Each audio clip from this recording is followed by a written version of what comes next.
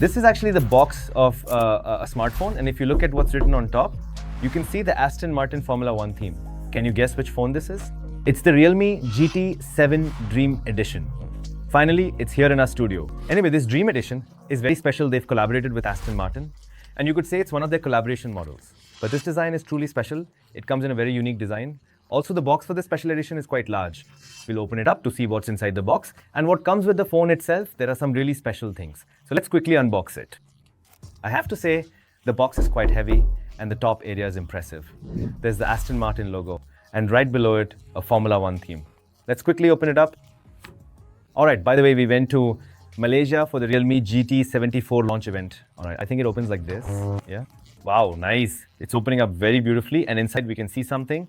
And there's something like a packet or an envelope. So if we want to open this first, we have to open it from here. It feels like a book to Maya. It's a book. And here it's about Formula 1. Okay, Aston Martin's history is written here. Everything is mentioned.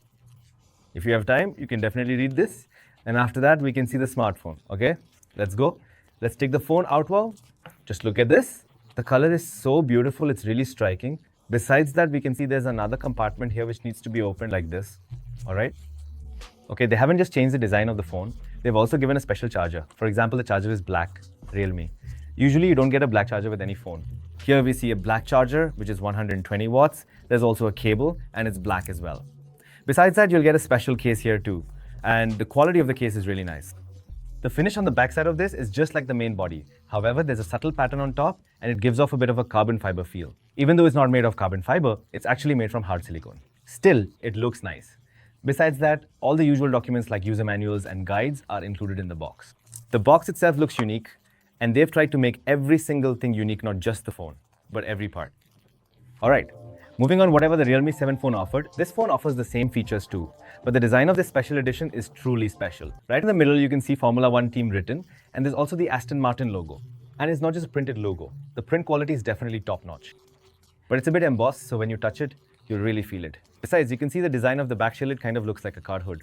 And this feature definitely gives you that feeling in hand. The design is also a bit raised, and with this, Realme is trying to represent power and speed here.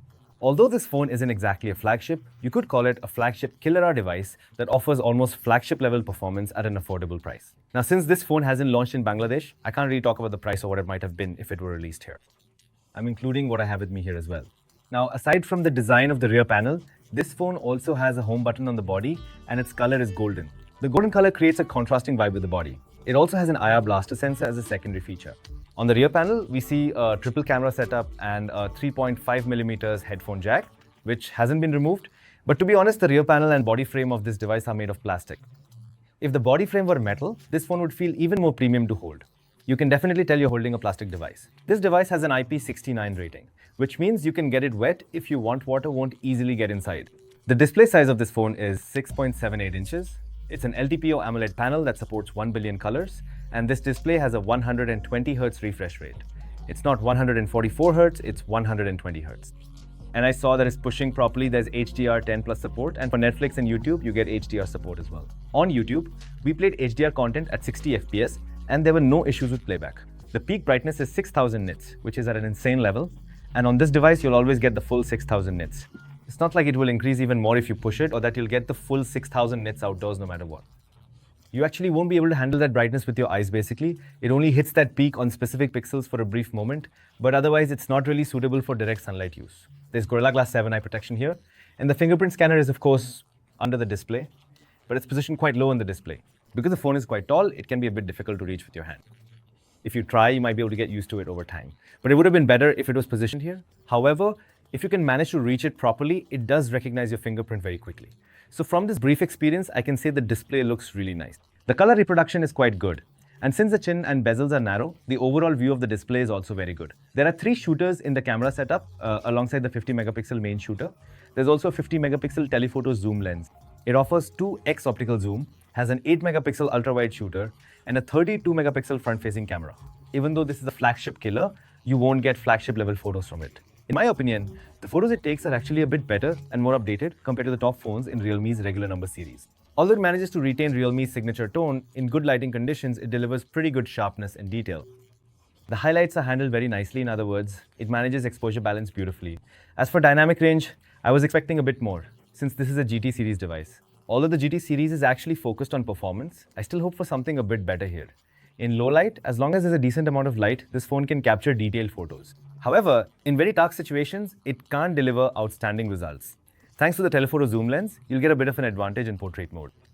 For example, you can take portraits at 1x and 2x. Most people will probably prefer the portraits at 2x.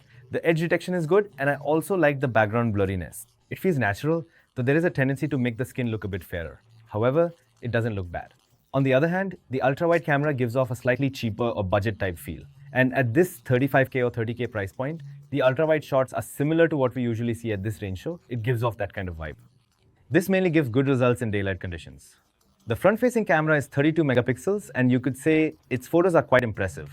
It's clear that this is targeted at selfie lovers, as it tends to make the skin a bit fairer and softer even if you turn off all beautification features. You'll notice this.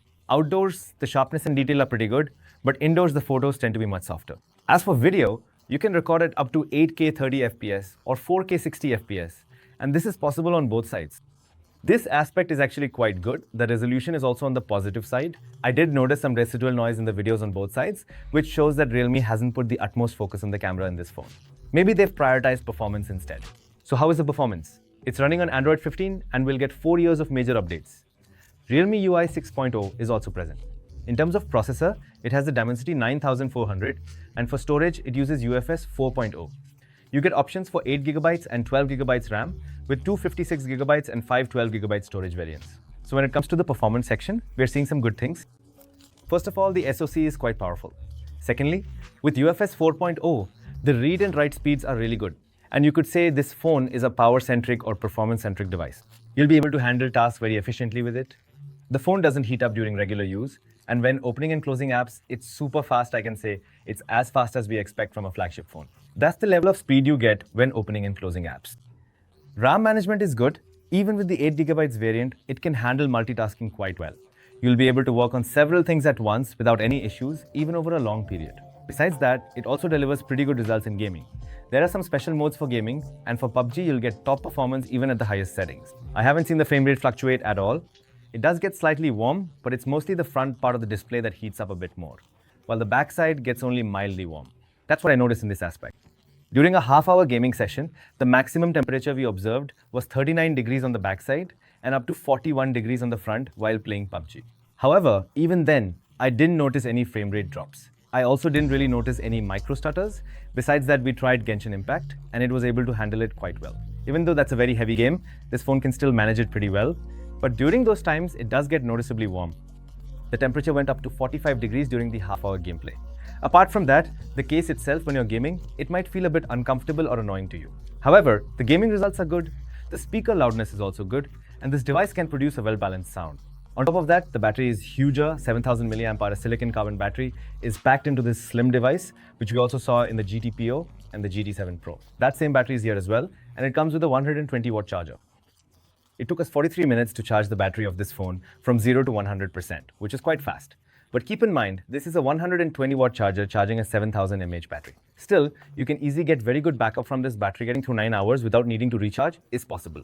From the specifications you've seen, it's clear that this is a flagship killer type of device, and something along those lines, if they had really launched it in Bangladesh at a flagship killer price, it could have been amazing. I mean, it doesn't have to be a special edition if it was just the regular version. Realme could have done something like this. Let us know in the comments how you felt about the Realme 7 Dream Edition after seeing the phone. See you in a new video from Samjon.